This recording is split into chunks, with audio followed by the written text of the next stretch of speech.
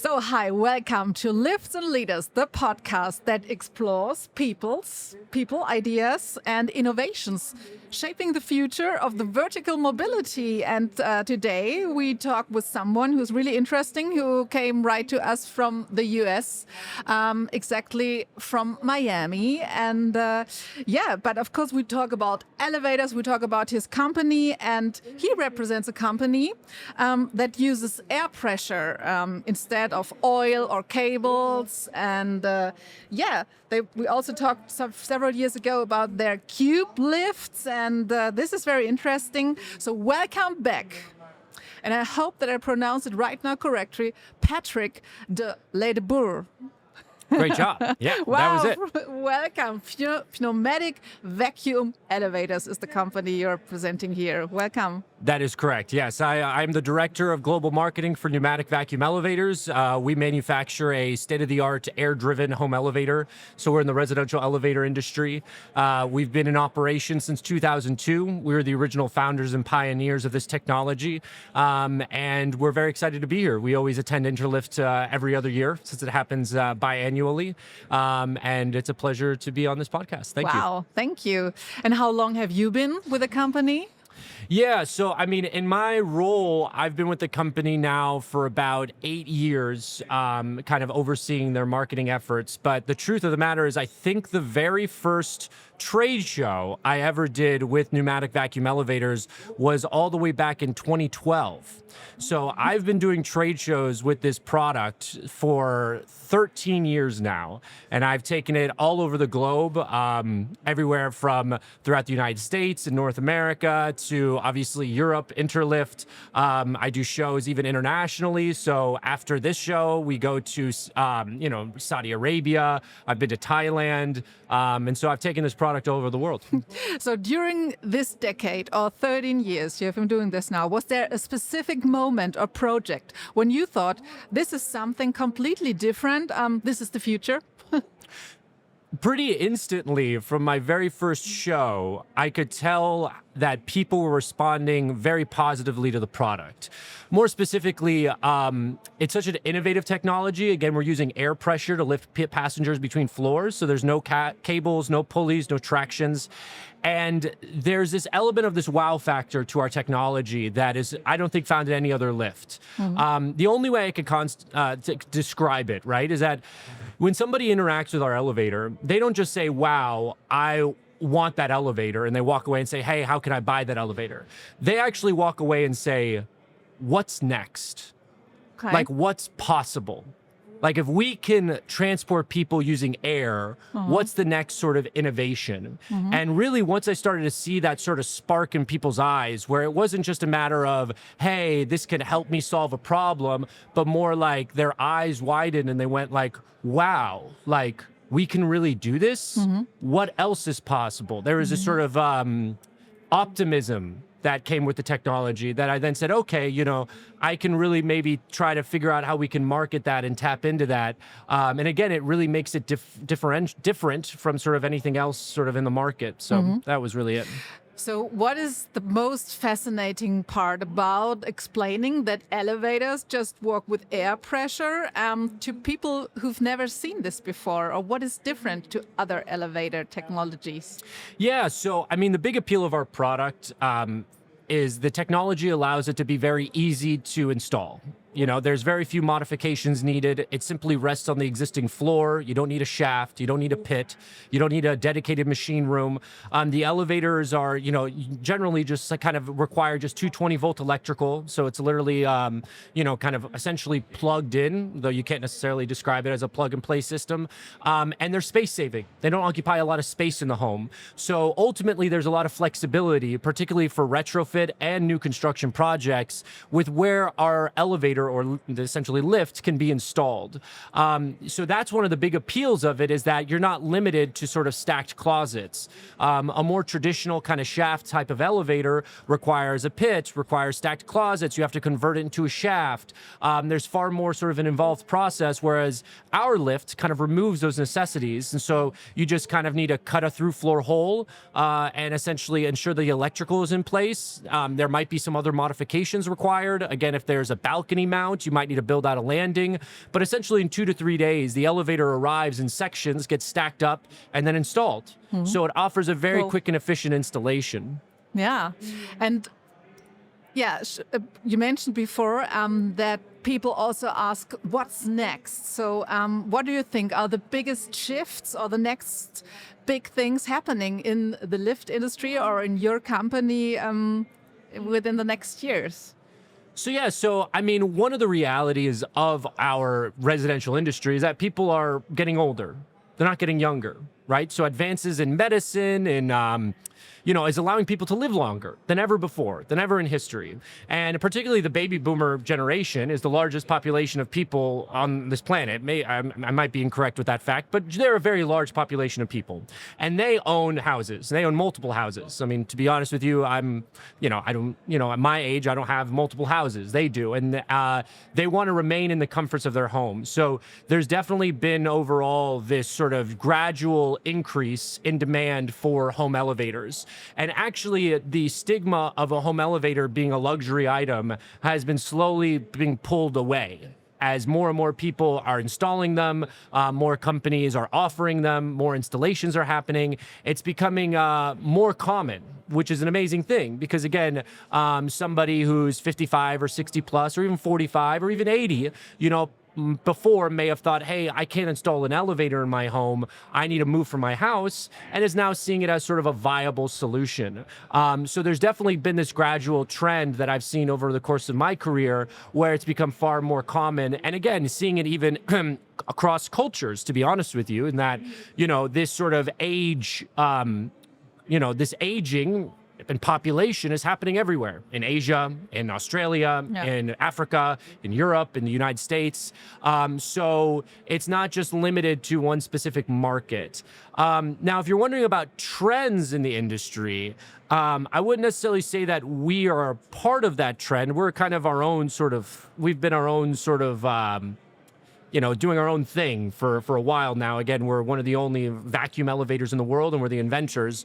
But there has been a rise in vertical platform lifts, these sort of constant pressure systems that many sort of companies are now offering. And you can even review and walk through Interlift, and you see a lot of these lifts, again, these constant pressure lifts. And I would say that over the past 4 or 5 years, that sort of technology has become more common. There's been more players in the industry, which also makes it a little bit more difficult for them to sort of stick out because they all kind of appear and have very many of the same features. If you want to know something at this particular show, because I've done this show now for about four times over the course since 2019, is we have active demonstrations, and we're a fully operational elevator, single push operated. You just press the button once, and you travel to your floor. Yesterday was the first day at Interlift, and I can't tell you the majority of people, and this show is primarily elevator people. So this is people within our industry. And this was an observation I saw, and I was telling everybody, I was like, hey, I'm seeing this a lot, in that these people are stepping inside of our demonstration and holding the buttons because they are used to constant pressure elevators. Okay. No, but this wasn't last Interlift. This wasn't 2 Interlifts ago. This wasn't 3 Interlifts ago.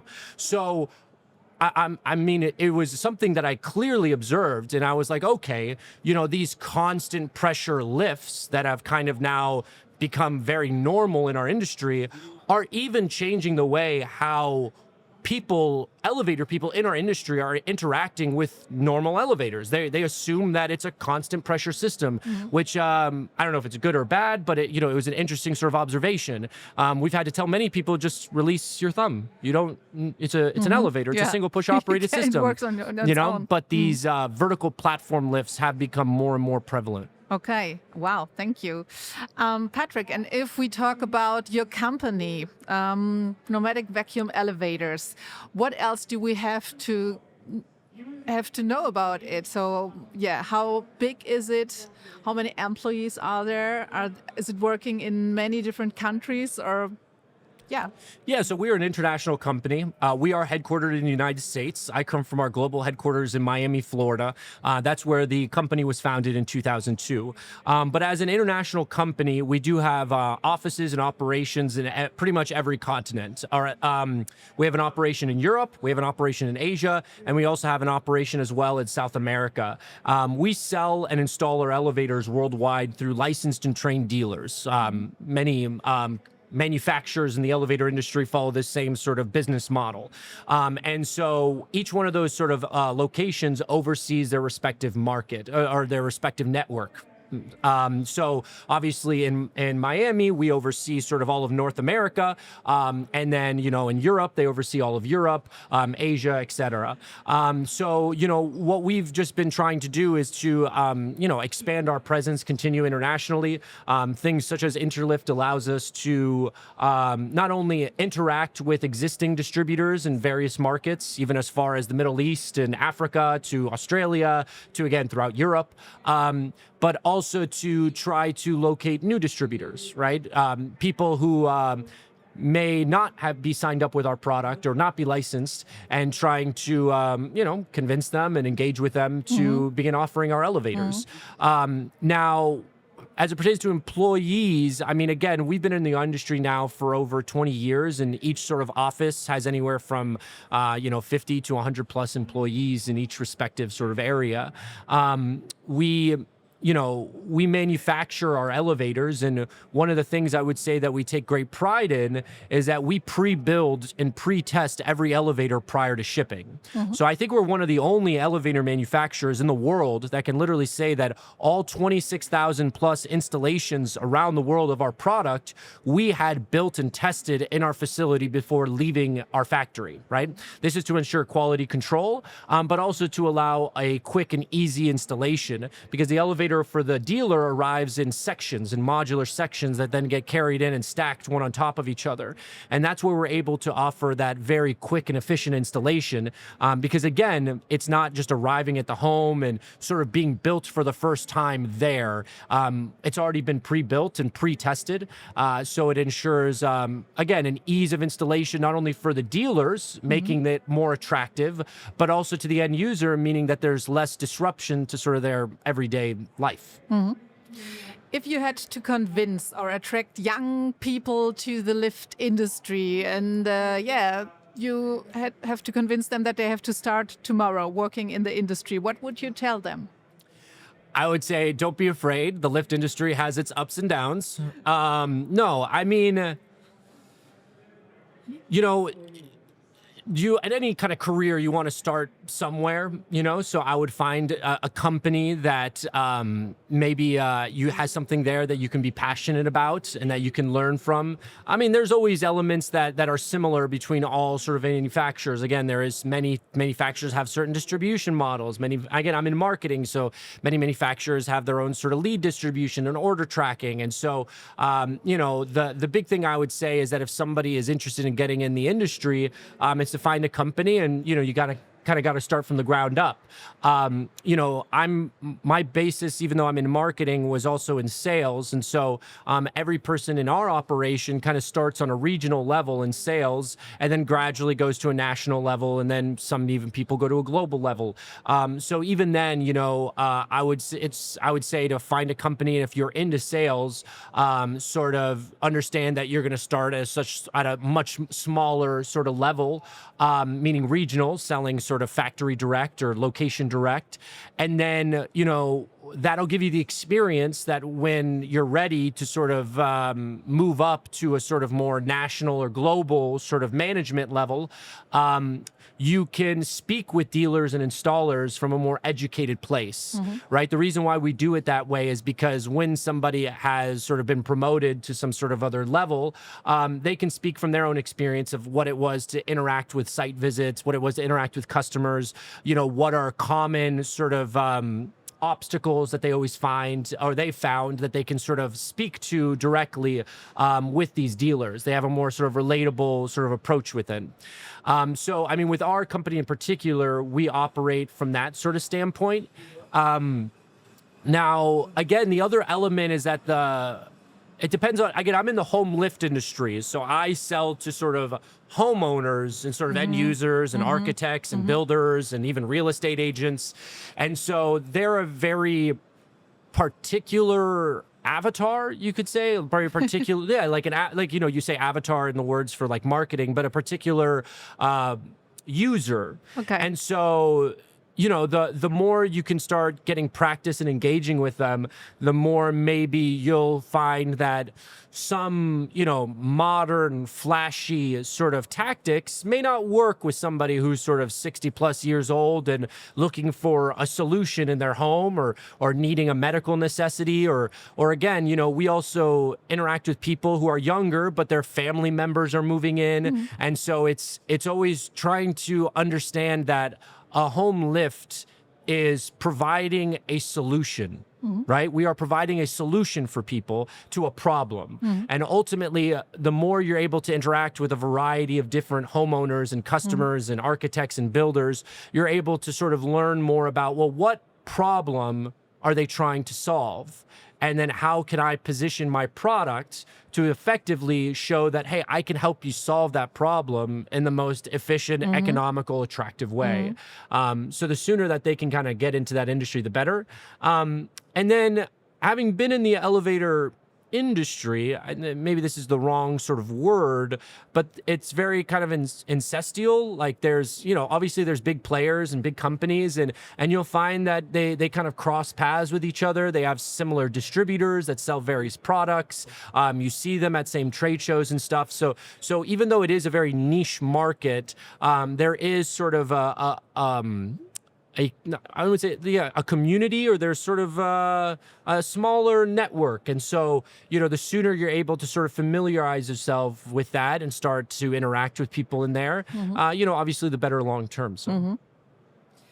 So I just catched up the word. You are a problem solver for homeowners. And going ahead, if you had to describe the industry in 3 words, what would it be? The lift industry you're working in? Okay. Is it competition? Is it no? It's not competition. It's So innovation. Okay, 3. Well, I mean, there's you could. I mean, we are an innovative company. Again, there are innovations happening in our industry. Yeah. 3 words. Yeah. I'm trying. Sorry, you got me in a blank here. I mean, we provide a service. Okay. We, in the residential elevator industry specifically, we provide aid. We're helping people.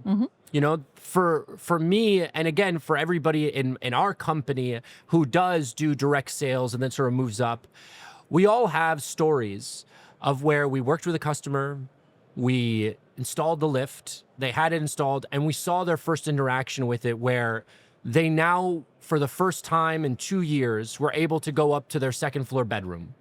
And we've seen people sort of cry with joy, be so thankful. And every one of our sales reps has had that experience. It's amazing. Yeah, it is. I mean, we are in business. So it's about money. It's about, I mean, I don't say it's all about money, but it's business, right? Okay.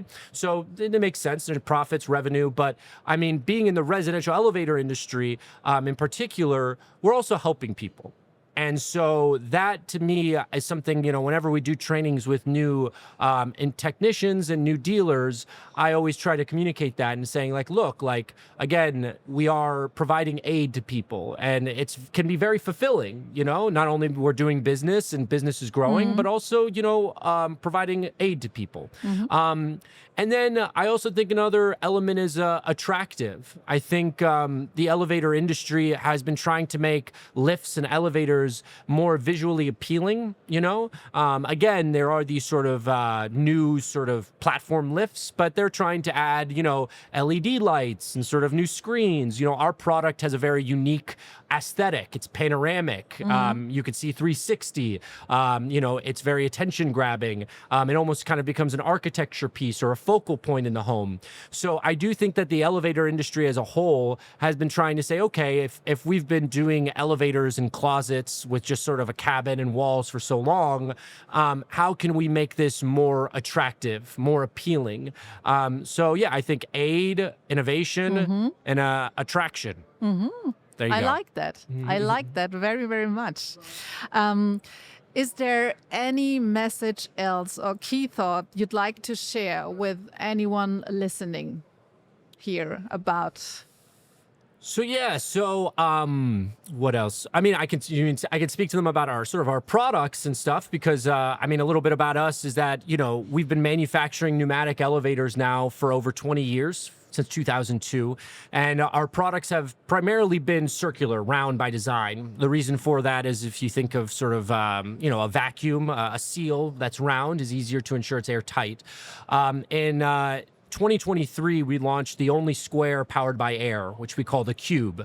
It's a square-shaped version of our product. And ultimately, that was a very big innovation, not only for our technology, vacuum technology, but also a big innovation for the market. Because again, now there's a square-shaped version of pneumatic elevators that can be easy to install. Having straight lines in a square means that cutting a hole sometimes is easier for contractors. Some people just psychologically have felt sometimes a little more comfortable with sort of straight lines.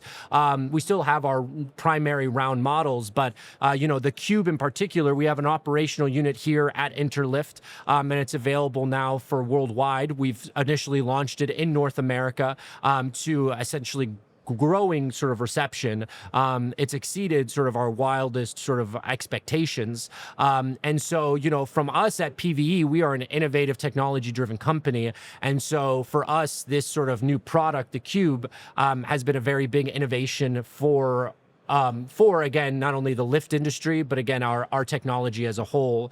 Again, we are always trying to push the boundaries of what home elevators are possible, even though we are at home elevators, we do put our elevators in yachts, they are put in vessels and stuff, and they're installed in as quickly as 2 to 3 days there. We do also sort of target and attract sort of the marine industry.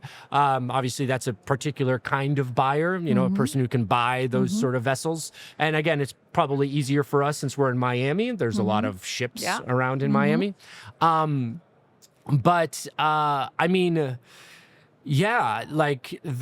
big thing for us is how we can, because with our elevators, there's always this element of education, right? So when somebody says, hey, this is an air-driven elevator, they go like, wait, what do you mean by air driven? So there's always this element where we have to educate the users. And one of the things over the past 20 years is the technology has become more common practice. And people are familiarizing themselves more with, a pneumatic elevator, a vacuum elevator, and even seeking it out. We've seen our product featured in various television programs, home remodeling shows, even social media channels, TikTok, there's randomly appear, and so what's exciting for us is removing sort of the stigma that air technology or pneumatic technology is anything really different than sort of more traditional lifts. It actually has a lot of eco-friendly benefits because we don't use oils, gases, or lubricants. It's powered by the most abundant resource in the world, air. For descent, we're primarily only using gravity for descent. So there's a lot of positive things that our technology has that maybe some other lifts don't. And as a society, particularly even in Europe here, I see, where eco-friendly technologies are becoming more of a priority or something that people are actively seeking. I think it's important that we continue to innovate and, provide the solutions that can, allow us to have a more sustainable world. That's great. So thank you very much for joining this podcast, Patrick, and for being part here of the show. Thank you so much. Absolutely. It was a pleasure. Thank you. Thank you.